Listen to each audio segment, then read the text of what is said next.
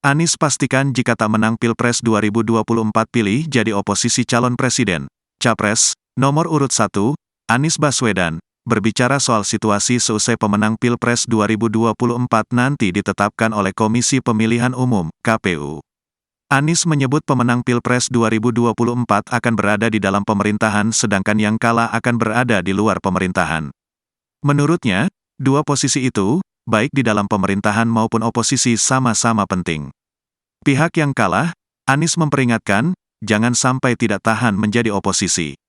Bila menang berada di dalam pemerintahan, bila tidak menang, maka berada di luar pemerintahan dan dua-duanya sama-sama penting.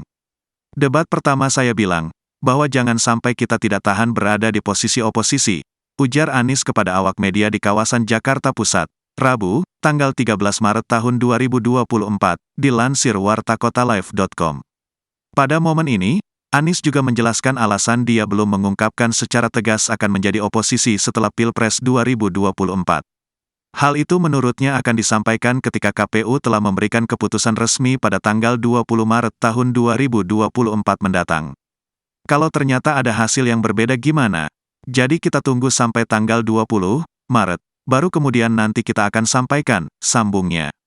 Sementara itu, pengajar hukum tata negara pada Fakultas Hukum Universitas Indonesia, Titi Anggraini, mengatakan untuk menghadirkan demokrasi yang sehat dibutuhkan oposisi yang kuat agar tak lahir kebijakan yang sewenang-wenang. Mulanya, Titi menyebut fenomena kecenderungan untuk mengakomodasi partai politik telah terjadi sejak lama, bahkan sejak era Presiden Susilo Bambang Yudhoyono, SBY.